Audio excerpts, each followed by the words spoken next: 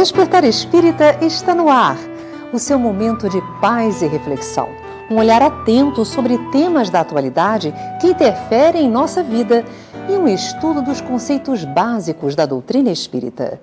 Iniciamos hoje um estudo sequencial do Livro dos Espíritos. Olá, está começando o Despertar Espírita, o seu momento de paz. Kardec, no Livro dos Espíritos, faz a seguinte indagação aos benfeitores espirituais. Qual o tipo mais perfeito que Deus tem oferecido ao homem para lhe servir de guia e modelo? A resposta foi a mais curta da obra: Jesus. O que precisamos fazer para adotar Jesus como modelo em nossas vidas? Como viver de acordo com os princípios básicos do cristianismo em pleno século XXI? Para conversar conosco sobre o Mestre de Nazaré, encontra-se aqui o professor Raul Teixeira. Ele é físico, doutor em educação, espírita e conferencista internacional. Raul, bem-vindo ao nosso programa. Muito obrigado, Yasmin. Uma alegria estar de volta aqui. Vamos falar de Jesus de Nazaré. E nós sabemos que em momentos diferentes ele vai nascendo em nossos corações. Como nos integrar a esse poema de amor que é Jesus? A questão Jesus transcende a tudo quanto nós possamos dizer a seu respeito. Porque Jesus Cristo é mais do que um vulto histórico. Jesus Cristo é uma inspiração. E naturalmente, quando nós nos damos conta, quando nos apercebemos de que Ele é o guia da humanidade, que Ele é esse guia, governador espiritual do nosso planeta, nós ficamos sem ter muito chão para definir essa criatura. No entanto, Allan Kardec nos diz, na nota que coloca a pergunta 625, após a resposta, diz que Jesus é o tipo que toda criatura humana deveria buscar, precisaria alcançar. É essa imagem do homem ideal para um planeta ideal que nós todos sonhamos. De maneira que esse guia que Jesus representa para nós, ele é muito mais uma emulação da alma do que um discurso teológico qualquer que ele seja. Deste modo, vemos Jesus de Nazaré, e particularmente o vejo como um cântico, como um hausto, algo que buscamos, algo que encontramos. É uma lavanda no amanhecer. É uma lâmina que fende o espaço. É uma presença divina em nossas vidas. O benfeitor espiritual Emmanuel, através da mediunidade de Francisco Cândido Xavier, nos esclarece no livro A Caminho da Luz que Jesus é o escultor das formas, que recebeu esse planeta de Deus para, junto com as pleiades de espíritos celestiais, começar a organizar a vida no planeta. E é o condutor do processo evolutivo de todos nós. Como nós poderíamos encarar Jesus dessa forma? O que nos ajuda no nosso momento atual? É muito importante o seu posicionamento, porque os bons espíritos hão dito que Jesus Cristo não é o Senhor dos religiosos, é o governador do planeta. E os benfeitores mais altos alegam que, além de ser o governador da Terra, ele é o Senhor do sistema solar. Daí ser ele chamado de Rei Solar, porque ele não coordena unicamente a Terra, mas todos os planetas, todos os mundos que giram em torno da nossa estrela solar. Dessa maneira, nós entendemos que Jesus Cristo deva ser visto por nós como a inspiração nas artes. Toda arte que surge no mundo, no sentido de elevar a emoção das pessoas, vem de Jesus.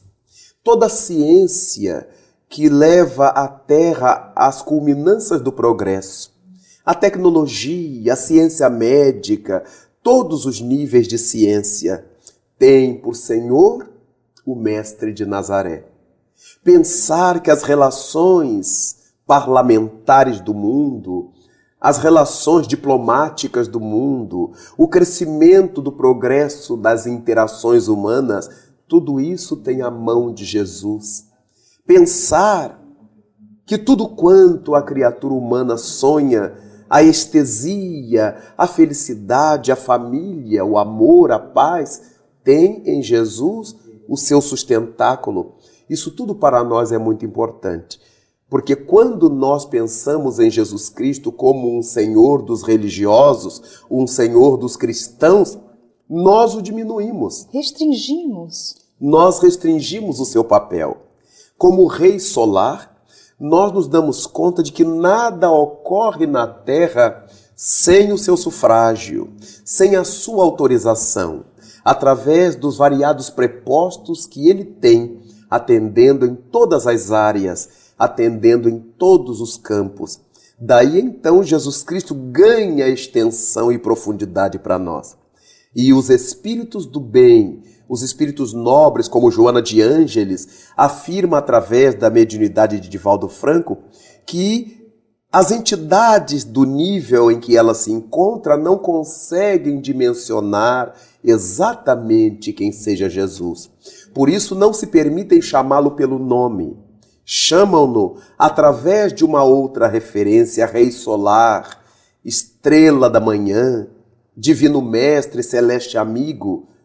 E Emmanuel, no livro de mesmo nome, assevera através de Chico Xavier que também as entidades do seu naipe não entendem devidamente ainda essa figura magistral. Agora, é muito interessante que ele tenha optado, ele como Rei Solar, por viver uma vida de tamanha simplicidade, optando para nascer num local humilde, numa manjedoura, numa situação difícil, procurando seguir passo a passo uma vida muito humana. Como entender isso? São sinais que ele nos manda? Nós verificamos que a humildade de Jesus Cristo, dentre todos os aspectos que tomou, em todas as nuances que teve, nos trouxe esse dado importantíssimo. Não é o berço que faz a criatura. Não é o poder material que constrói a criatura.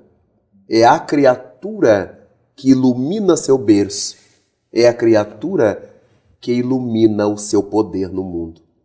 Quando nós verificamos muita gente dizer que o poder corrompe o homem, verificamos com os bons espíritos que essa não é propriamente uma verdade.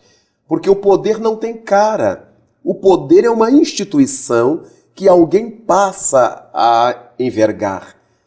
É essa criatura que enverga o poder que vai dar seriedade, nobreza, dignidade a ele ou vai conspurcá-lo e atirá-lo à lama. Jesus Cristo veio mostrar isto. O Rei Solar, que era o Senhor do poder, também era o Senhor de uma grandiosa moralidade, de uma dignidade sem par, capaz de nos fazer entender que para ser-se grande no mundo é necessário ser aqui o servidor de todos. Por isso veio onde veio, viveu onde viveu, viveu com quem viveu, sem perder-se na multidão, sem perder-se nas posições, sem atirar-se ao chão do mundo, conforme a maioria de nós faria, caso estivesse em posição de tamanho destaque.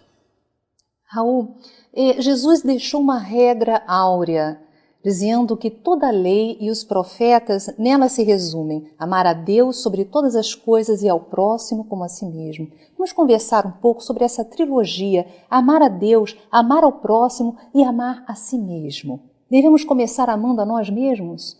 É muito interessante, Yasmin, percebermos que essa questão tem gerado controvérsias entre os pensadores, entre filósofos que hão discutido a questão dos ensinamentos de Cristo.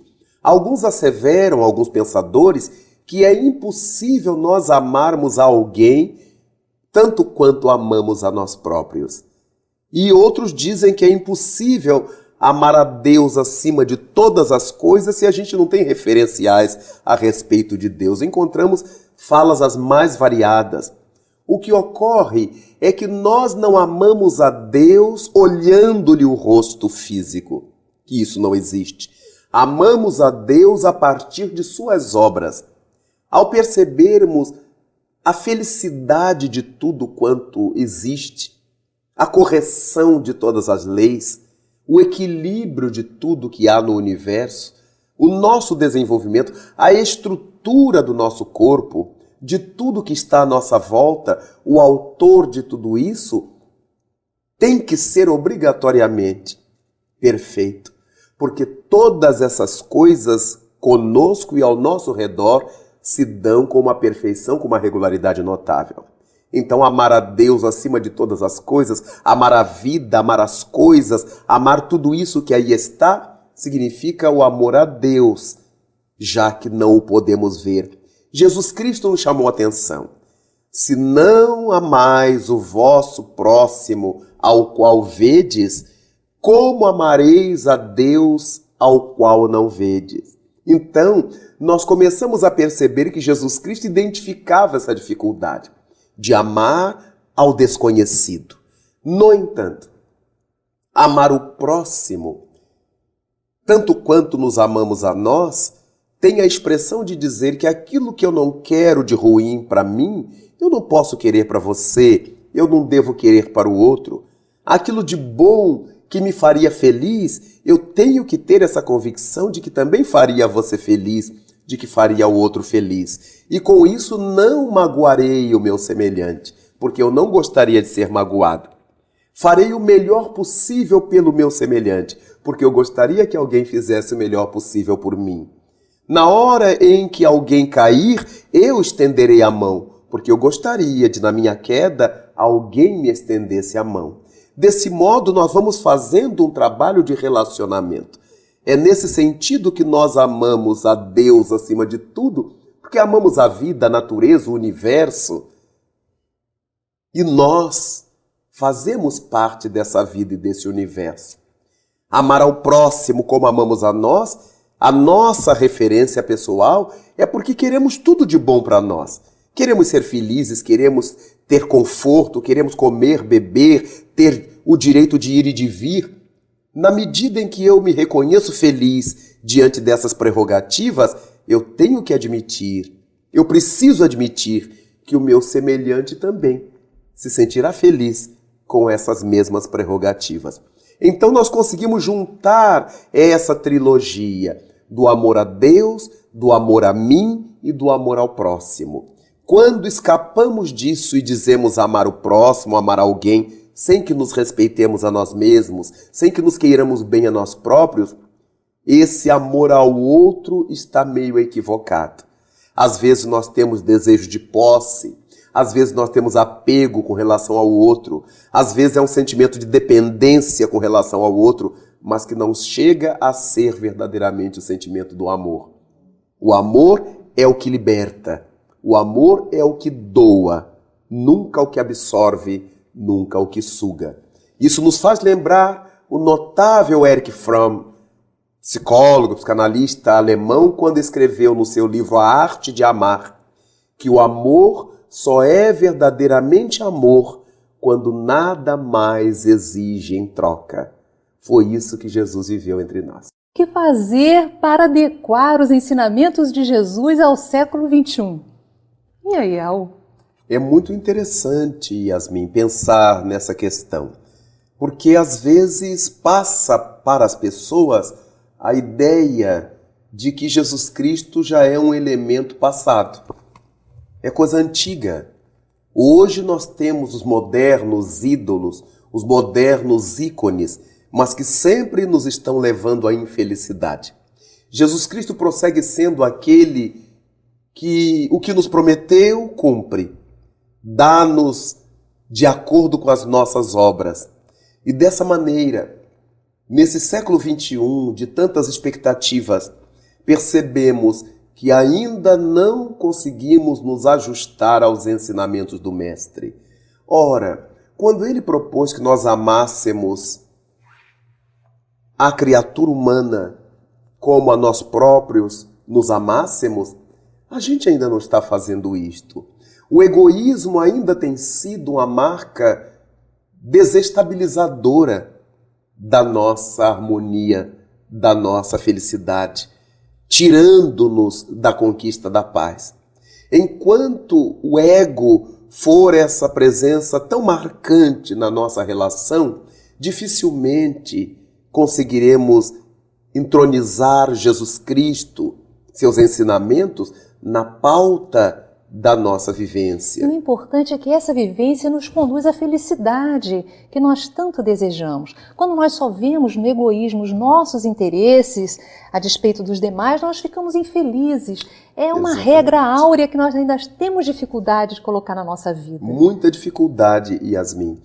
No entanto, diante dessa tormenta, dessa dificuldade de trazer Jesus Cristo vivo para o nosso entendimento, estamos acompanhando a luta que muitos travam para que Jesus Cristo se manifeste na fraternidade. Então nós vamos verificando, por exemplo, os movimentos em prol da natureza. Movimentos ecológicos que estão na pauta desses tempos, felizmente. Grande número dos países, a maioria dos países assinando acordos, o Tratado de Quioto e tudo mais, a presença de Cristo, o ensinamento de Cristo, do cuidar das coisas em torno de nós, bem-aventurados aqueles que amem aos pais, não é? Porque esses herdarão a terra. Então, obviamente, essa dinâmica de herdar a terra, uma terra mais saudável, uma terra mais sadia, começando por esse espírito de não predação do planeta, esta é uma presença de Cristo entre nós. Essa é uma ideação de Cristo que baixa a terra e que vai encontrando nos mais inspirados a possibilidade de fazer o melhor. O cuidado hoje com a criança, embora muitas famílias não o tenham, mas as autoridades começando a desejar proteger a criança de muitos pais doentes, psiquicamente doentes, patologicamente contaminados. Então nós começamos a ver que isso é inspiração de Cristo neste século XXI. Raul, eu estou adorando você ter colocado o cuidar, porque a inspiração e o grande ensino de Jesus é cuidar do outro, cuidar da natureza. Como é que nós podemos fazer, então, Raul, no dia a dia, para colocarmos esse projeto na nossa vida, que é um projeto de construção da felicidade real, o cuidar? Nós precisamos plantar isto, Yasmin, porque na medida que você tem em suas mãos as crianças e os jovens, comece a ensinar para essa criança aquilo que faz bem à vida, aquilo que fará bem a ela, aquilo que fará bem aos outros. Então, quando a criança jogar o papelzinho de bala no chão, não precisa bater nela, agredir ou dizer palavras feias. Filho, pegue ali do chão, dá aqui para a mamãe botar na lixeira. Ou então, filho, põe ali na lixeira. A justificativa do adulto já estava sujo. Mas nós não viemos para conservar a sujeira do mundo. Nós viemos para limpar a sujeira do mundo. Atitudes pequenas do Coisas dia a dia. pequenas, mas que vão repercutir mais tarde. Porque quando nós olhamos os nossos rios, os mananciais, onde se atiram restos de carro, sofás, geladeiras, esse é o adulto que quando criança jogava papel de bala no chão e ninguém falava nada.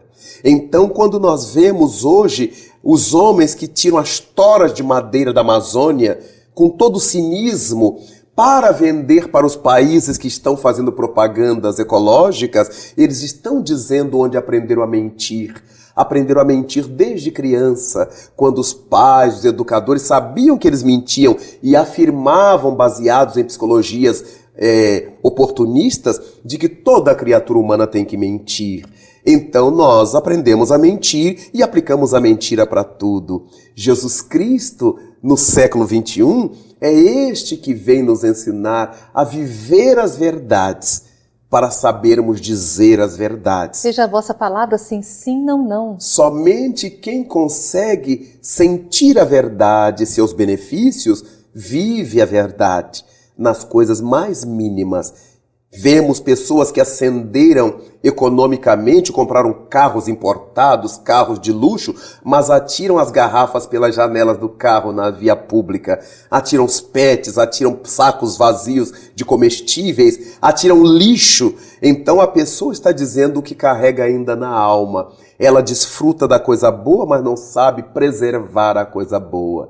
Então nós vamos percebendo que neste século XXI há muito espaço ainda para que Jesus Cristo se aproxime, para que nós possamos pensar como Pedro de Camargo, nosso saudoso Vinícius, quando numa sua mensagem ele pergunta: Jesus nasceu onde e quando?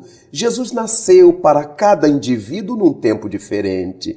Naquele momento em que nós despertamos para a realidade da vida, para o bem que podemos fazer, para o bem que podemos viver, para a liberdade que poderemos alcançar, então é nesse momento que Cristo nasce para nós.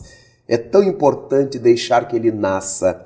Comemoremos, cantemos, brindemos, troquemos mimos, mas com a convicção de que não é isso o verdadeiro espírito natalino. Não é esse o verdadeiro espírito da cuna, da manjedoura dentro de nós.